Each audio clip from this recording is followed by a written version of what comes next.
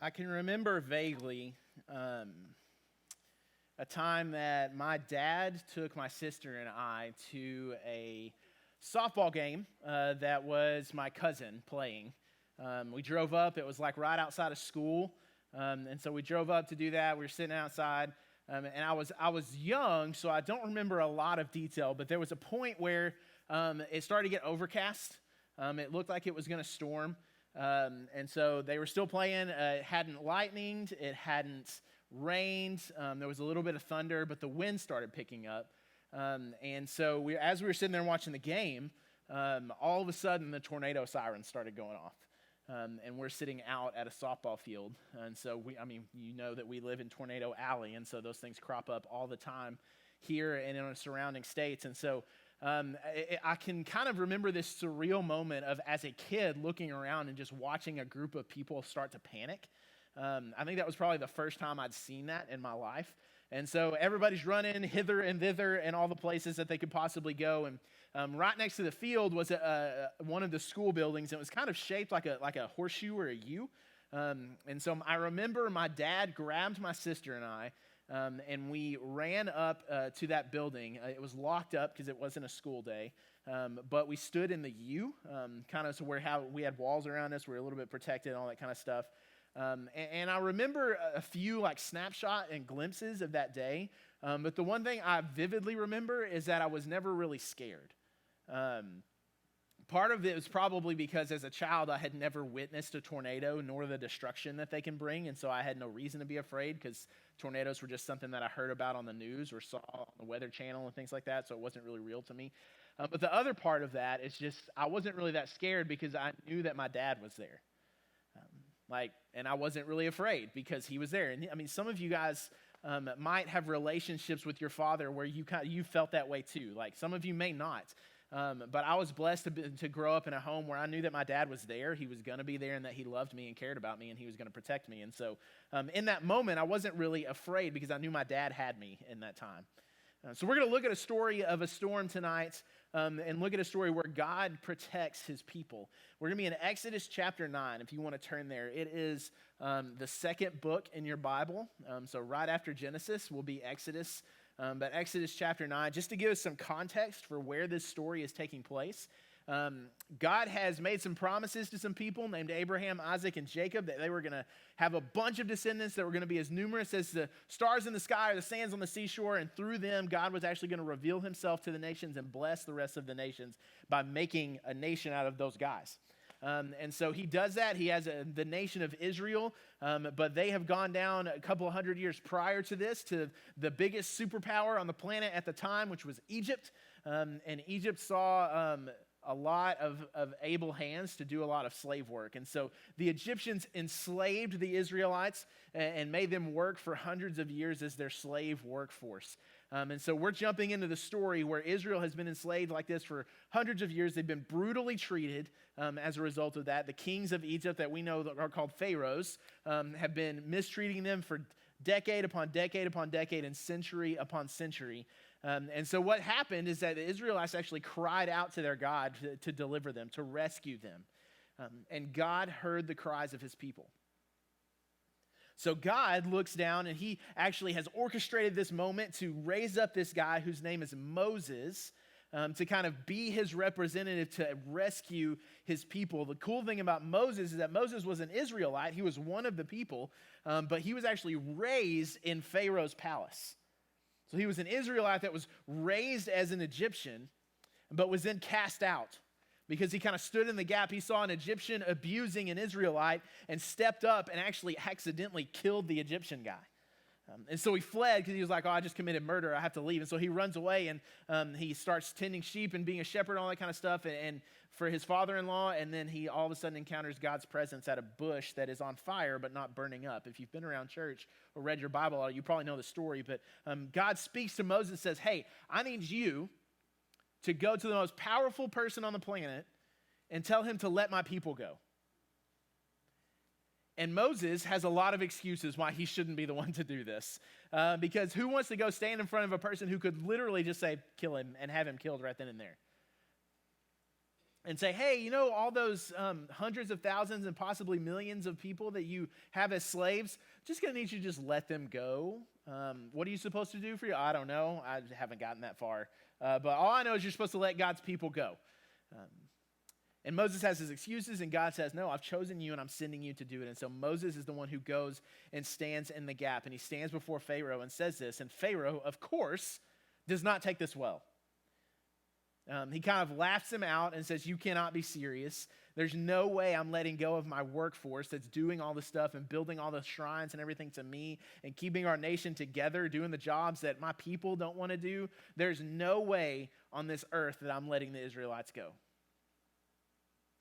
And so God says, okay, well, I'm going to demonstrate who I am, and I'm going to show you why you should listen and let my people go. And so he starts to send these things that have been deemed plagues in response to Pharaoh's hardened heart and disobedience, saying, no, I'm not going to listen to this God. I'm going to keep these people as slaves. And we've seen one plague come, and another plague come, and another, and another, and another, and 6 plagues have come by. And still the people of Israel are in slavery. So God is giving instructions about the next plague that's going to happen.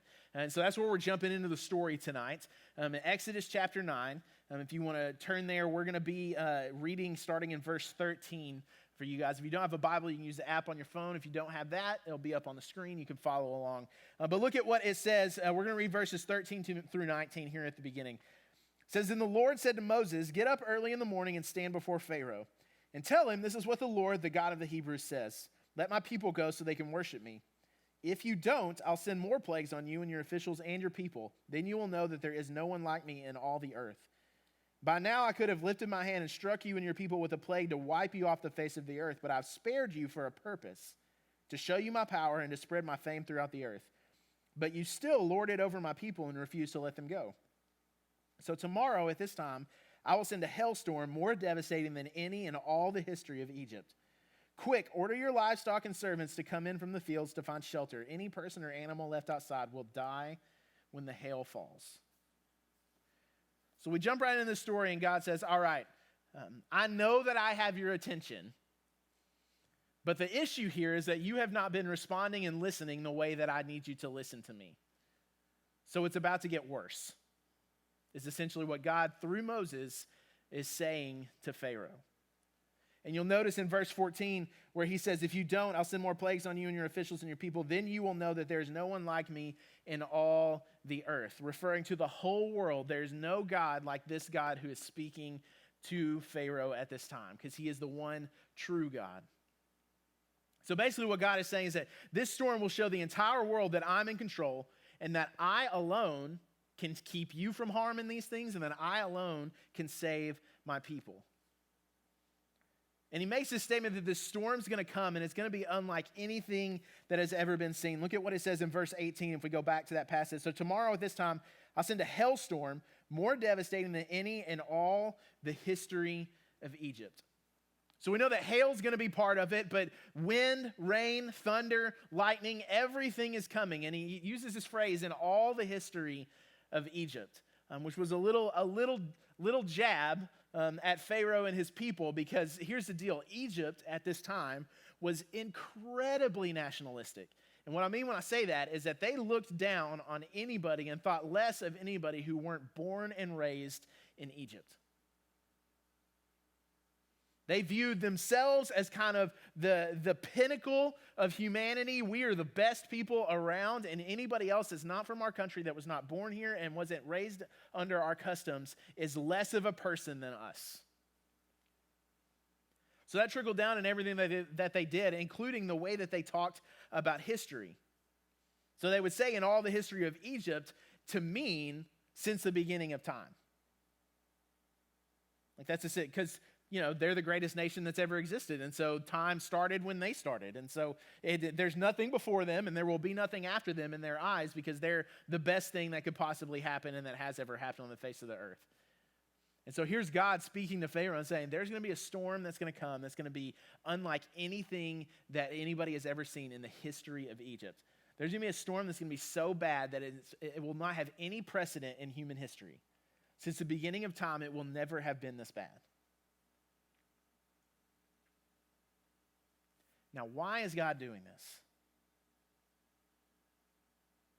Well, there's a couple of reasons. One, he says in verse 13, he's doing it to rescue his people. The Lord said to Moses, "Get up and go talk to Pharaoh. Tell him, this is what the Lord, the God of the Hebrews, says. Let my people go so that they can worship me." Still, God is interceding for his people and standing up for them, and he's going to rescue them from the grasp of Pharaoh because they have been oppressed, they have been subjected to slavery, and they have cried out to Yahweh God, and he is standing in the gap and stepping in to rescue these people who cannot rescue themselves. So he's doing this to rescue his people, but he's also doing this to raise up his name. Verse 14, he says this, "If you don't, I'll send more plagues on you and your officials and your people. Then you will know that there is no one like me in all the earth." He's doing this to glorify his name and to show to the world that there is nobody else who is like him. And verse 16 shows us that not only is he doing this to rescue, and not only is he doing this to raise up his name, but he's also doing this to remind them of his power. "I've spared you for a purpose, to show my power," in verse 16, "and to spread my fame throughout the earth." Here's what's really interesting. The Egyptians were a pantheistic society, which means that they worshiped a lot of different gods. They had a god for death, and a god for the sun, and a god for the moon, and a god for the wind, and a god for the rain, and a god to make crops grow, and a god to make sure that you had your children. And all the things you think of, there's a god over that. And what's so interesting about these plagues is that when you go through and you look at the things that happen during them, it's actually a systematic takedown of their view of their gods, because God is one by one going through their pantheon that they believe exists, but we know does not, because he's the one true God, and saying this guy's not real and knocking that over, and this guy's not real and knocking that over, and this guy's not. So stepping into this hail and this storm and these winds, there's a god or a couple of Egyptians' gods that they would say they're in charge of that, and God is saying, "No, I am." So he sends these plagues to continue to dismantle the perception that the Egyptians have of the gods that they worship. Here's the deal. Last week, we talked about how sometimes God will use a storm in our lives to discipline us, to set us back on the path that he's called us to when we've walked away in disobedience. But I also told you guys over the next couple of weeks, we're going to look at different ways that God uses those storms. Sometimes he does use storms to discipline, but God sometimes uses the storms to rescue his people. Sometimes God will use the storm to rescue his people. Because again, we've already known that a couple of these plagues have happened, and there's going to be a couple more. And God is doing all of these things to show who he is, to show his power, and to rescue his people and bring them out of slavery, to fulfill the promise and the covenant that he made to their ancestors. And at the end of these 10 plagues, Pharaoh finally submits and says, "I've had enough. This God is the true God. Take these people and get out of my sight." And they go.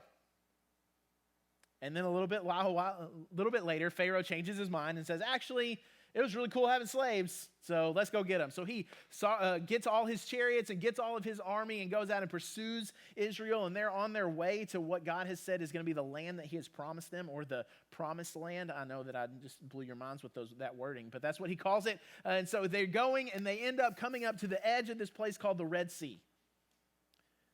And they've kind of come up at a spot where it's like, oh, we can't really go around, and we don't have boats because we just came out of slavery.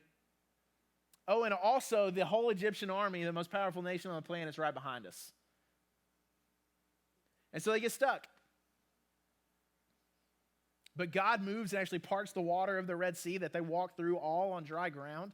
They get to the other side, and they go to this place called Mount Sinai, and God appears to them in a storm, in a cloud, in the thunder and lightning on the top of the mountain. And he speaks to them to give them a covenant to say, "I will be your God, you will be my people, and I'm going to dwell in your midst. I'm going to live among you. But because I'm holy and you're sinful, there are some things that you're going to have to clean up and change so that I can dwell in your midst." Here it is, and that's what they call the law in the Old Testament. And God does this so that he can say, "You will be for me a kingdom of priests." Essentially what he's saying to the Israelites is that I've set you apart to bring glory to my name, but also to be a light to every other person who wants to know who I am. They can come and find me because I've revealed myself to you, and you can reveal me to the world.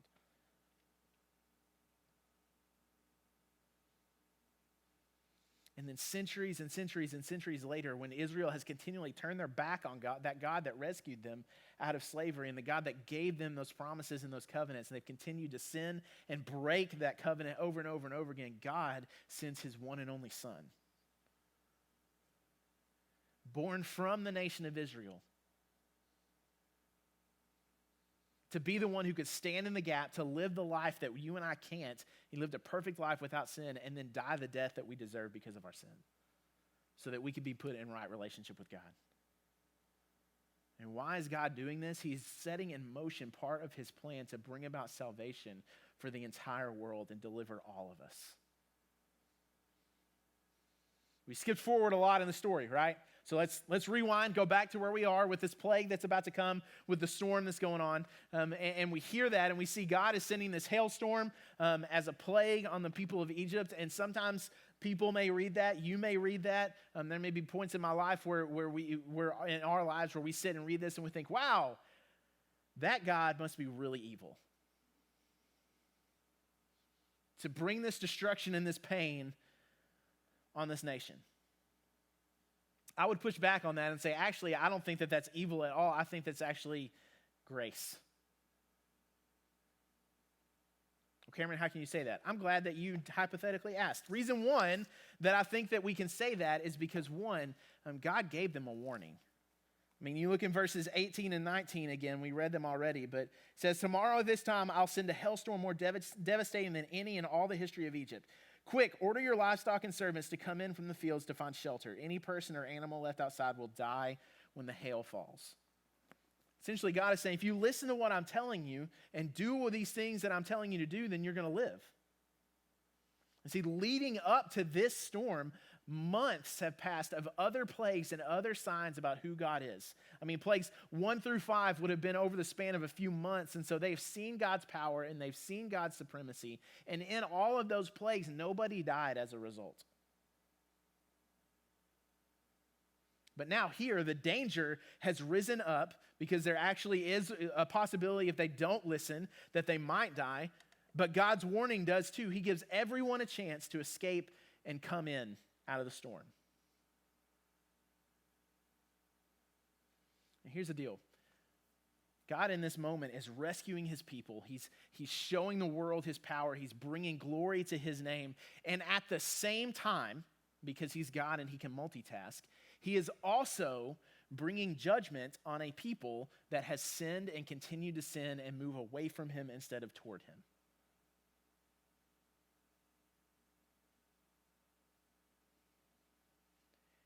And that's part of the struggle that we have and that an unbelieving world has with God, because we don't really want to engage with God's justice. We're all about it as long as we don't get what we deserve. Judgment's fine with me as long as I'm not the one being judged. But here in this story, God's stepping in and he's bringing that, and he's still showing grace to the Egyptians by saying, look, here's what's coming. So get everybody in, put all your livestock in the barns, get all your people indoors, because here's going to be the display of my power that's going to come in this storm. All they have to do is listen.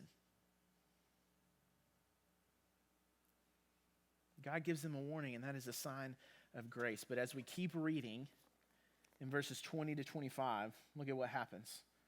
Some of Pharaoh's officials were afraid because of what the Lord had said. They quickly brought their servants and livestock in from the fields, but those who paid no attention to the word of the Lord left theirs out in the open. Then the Lord said to Moses, lift up your hand toward the sky so hail may fall on the people, the livestock, and all the plants throughout the land of Egypt. So Moses lifted his staff toward the sky, and the Lord sent thunder and hail and lightning flashed toward the earth. The Lord sent a tremendous hailstorm against all the land of Egypt. Never in all the history of Egypt, since the beginning of time, had there been a storm like that with such devastating hail and continuous lightning. It left all of Egypt in ruins. The hail struck down everything in the open field, people, animals, and plants alike. Even the trees were destroyed. So we look and we read and we hear, some people listened. Some of Pharaoh's officials listened to what he had to say. They obeyed, they survived, and their livestock survived. They didn't turn and worship God or follow or experience personal transformation because of that. And God didn't even say, hey, you've got to join my nation of Israel before I'll rescue you from this storm. All he said was, you listen, get indoors, and you will be fine. It was the people's choice not to listen to God that brought about their death and the death of their livestock and their servants. But God in his grace gave them a warning and a chance to actually respond to him and move and do what he's saying. The reason number 2 that this is showing grace, look at what it says in verse 26. The only place without hail was the region of Goshen, where the people of Israel lived. See, God spared the community of his people. Imagine being an Israelite in Egypt in the region of Goshen during this time. And you can see the storm all around. You can hear the thunder. You can see the lightning. You can feel the wind. You can see the hail. All the noise that's coming. Historic in magnitude. It's destroying fields and crops. It's destroying trees. It's destroying people. You see it in the valley and you see the clouds that go seem like they're miles and miles tall and massive crashes of lightning and thunder that shake the walls of your home. There's hail falling and there's flooding and fires that are sparked by this lightning that are burning things up. And even in the midst of that and the thunder that is shaking you down to your very core, you're safe. You spend that entire night in your home praying that you're going to be spared, when in reality, you were never in any real danger in the first place. Because God is sending this storm to rescue his people. They were never in any danger. If we jump down just a little bit to verses 27 and 28, it says, Pharaoh quickly summoned Moses and Aaron. He said, this time I have sinned, he confessed. The Lord is the righteous one, and my people and I are wrong. Please beg the Lord to end this terrifying thunder and hail. We've had enough. I'll let you go. You don't need to stay any longer. And then we skip down to verse 33. So Moses left Pharaoh's court and went out of the city. When he lifted his hands to the Lord, the thunder and the hail stopped, and the downpour ceased. So God moves in this storm and rescues his people, and Pharaoh responds to that and says, all right, I've had enough. Just have your God stop this. Moses walks out, lifts his hands, and everything suddenly stops. God's using this storm to rescue his people. Now keep in mind, because we've talked already about this story, they are not set free right now. This is one facet of the way that God is moving to rescue and free his people. All the plagues together showed Pharaoh and the world who God was. And God is using this storm of hail to free his people by continually chipping away at what Pharaoh believes and what Pharaoh thinks about himself, so that he finally submits to God. But in that moment, when all of that stuff is crashing, all the thunder and the lightning, all the hail, all the winds are happening all around every area of Egypt except where God's people are. Because sometimes God uses the storm to free his people and to rescue his people. Now, how often is that true for you and I? God will send a storm that will shatter the world around us, and it seems like everything around us is falling apart. And yet God, in his mercy and grace to us, is using that to pull us and rescue us out of something.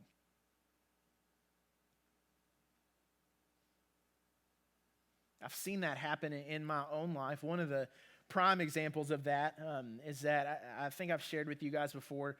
I grew up in a home where it was kind of, beat into my head, not physically beating, but it was told to me over and over again that I needed to go to school so I could get good grades, so that I could have a good transcript and all that kind of stuff, so that I could get into a good college, so I could go to college, get a college degree, and then get a good job. My parents, neither one of them went to college, and so they wanted a better life for their son. And so that was kind of just ingrained in me from early on. You go to college, find a lucrative career that you can get and go do with your college degree, and then you'll be set and you won't have to worry about the things that we worry about. So all throughout high school, I'm trying to figure out where I want to go and what I want to do. I have a big desire to do something that has to do with either science or math because I loved those subjects in school because there's an answer. You get on these subjects like English, and it's like, interpret why this person wore a red sock. And like, why does it matter why they wore a red sock? I don't care. I loved like those where you figure it out. Like there's a way, there's a method, there's a thing that you can get to the bottom of it and find the answer to in high school, right? And so I'm like, okay, that's what I want to go into. I want to do something in science or in mathematics or any this other kind of stuff. And so I had all this stuff planned out about how I wanted to go to college and major in chemistry and get into like pharmaceuticals, like the field of like designing medicines to combat diseases and things like that. That sounded super interesting to me. And so I had everything planned out. I applied to the colleges that I wanted to go to. I had my plan that I was going to go to UCA and Conway. I was going to major in chemistry. I had that stuff lined out, except as I kept going through that, I wasn't really getting the scholarship stuff that I needed, and I didn't understand that because I'd done all that stuff that I was supposed to do on my end, and so I didn't understand why I wasn't getting the scholarships and the money that I needed because my family is not well off, and so I needed scholarships to be able to go to college. But on top of that, there was that stuff going around. There was that stage of life coming around where it's like, I'm about to graduate high school and go to college, and that's a huge change. But I had a really big just discontent in my soul. I don't know if you guys have ever experienced that where just I was not comfortable in the way that I like, oh, this is absolutely, I know for a fact this is what I'm supposed to be doing, the path I'm supposed to be going down. I wanted to go down that because I wanted to go and make a lot of money and do all these other kinds of things. But I'd also for years, up until my senior year, been wrestling with this idea that God was trying to pull me toward ministry. And I didn't want to do that. I didn't want to give up all these hopes and dreams that I had to go and do that. And so the summer after my senior year, I went to camp with my youth group, and God kind of got a hold of me and smacked me upside the head and said, look, you're running down this path.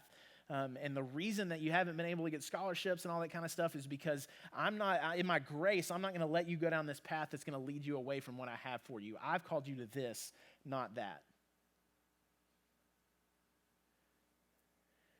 And so in that moment, in that small storm in my own life, God kind of reached in and rescued me from going down a path where I would have been met with unfulfillment, I would have been met with a lack of purpose, and I would have gone down a road that he didn't have for me, pursuing things that I thought would give me purpose and fulfillment in life, like money. And instead, he put me on his own path. And I'm thankful for that. Despite all the difficulty that I've faced and the stuff that, like, this is what I know God has called me to do. And so I can rest comfortably in the fact that even though it's not maybe the things that I had dreamed about, this is still where God wants me. I'd rather be in the center of his will and doing those things than running off and chasing the things that I know can never really measure up. God kind of orchestrated a small storm in my life to bring me out of that and rescue me from that path. Had it not been for that, I would not be here. I would not be where I am today. So in those storms that God may use to rescue us, what do we do?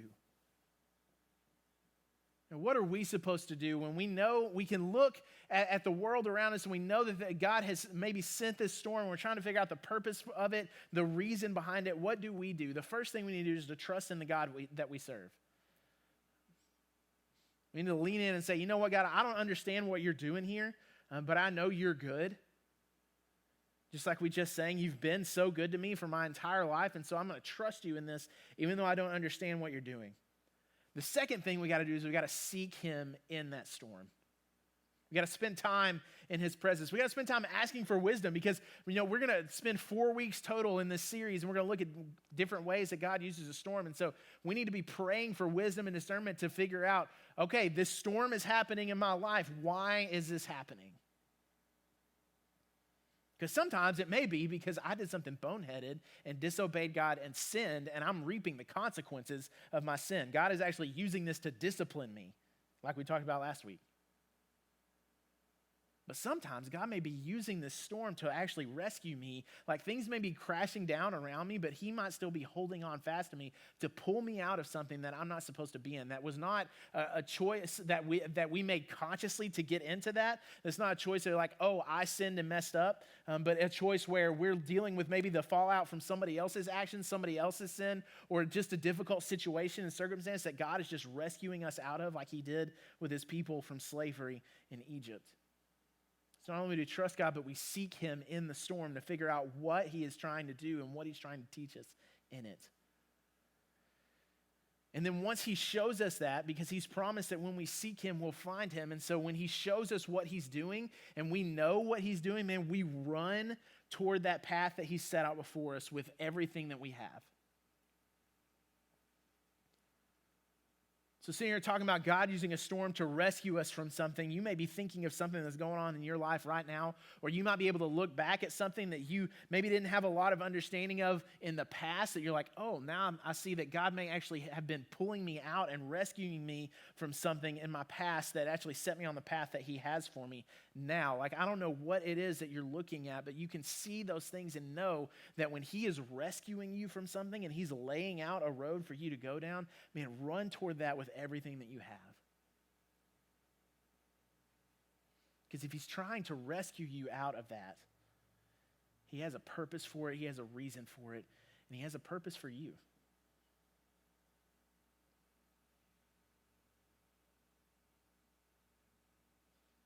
So again, my question to you tonight is there something that's going on in your life that seems like a storm in your own life that God may be using to rescue you?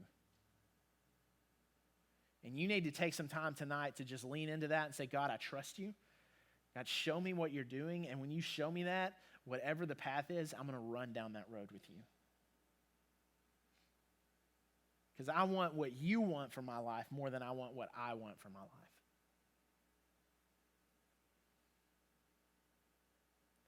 So we're going to close tonight by worshiping together. And as we sing, and you can respond in a couple different ways. You can sit where you are and you can pray. You can stand and you can sing these words as worship to God and acknowledging who he is and what he's done.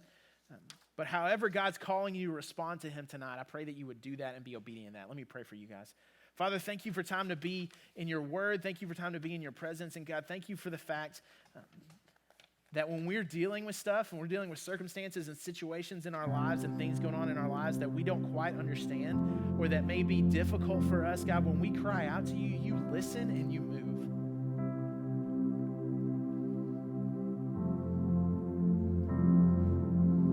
God, thank you that you rescue us. God, I pray for any student that's in here tonight that may be dealing with something right now that they just feel trapped in. God, that you would use your power and your glory to rescue them, to show them the path that you would have for them. But God, thank you that ultimately, God, that the storm of chaos and evil that we brought on ourselves because of our sin, you didn't leave us in, but God, you came and rescued us from that.